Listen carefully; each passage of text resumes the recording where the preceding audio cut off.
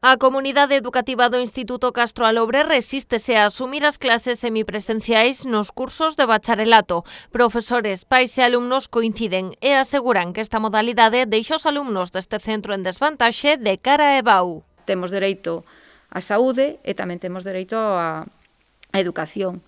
É o que decías ao principio, o sea, se temos que xogar, que xoguemos todos ca mesma pelota. Non lle des un balón de alta calidade e outro dalle uns papeles enrollados. Non sirve así. Cunha media de 33 alumnos por clase en bacharelato dende o centro traballaron durante o verán para axustarse os protocolos que marcaban 1 metro de distancia entre alumnos. A principios de setembro, o Ministerio de Sanidade aumentou na ata 1,5 metros e a contrarreloxo tiveron que adaptar todos os espazos dispoñibles para acoller os desdobres que permitiran manter o ensino presencial e pola mañá, algo que requiría dun reforzo de 22 profesores. Finalmente, a Consellería de Educación só lles concedeu 11, impoñendo a semipresencialidade. Eses 11 íbanos dar, pero tiñamos que asumir a presencialidade con eses 11.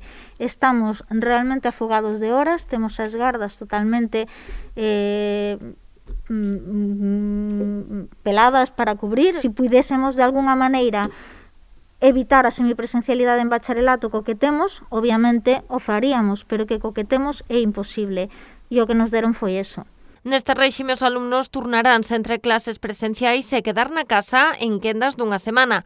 Cada profesor elixirá o sistema para distribuirlles o material, aínda que o centro non conta cos recursos para emitir todas as clases en streaming. Tampouco todos os fogares teñen os medios suficientes, unha situación que xera moita incertidume. Somos un segundo de bacharelato que ven dun primeiro de bacharelato sen un pouco menos da metade do curso.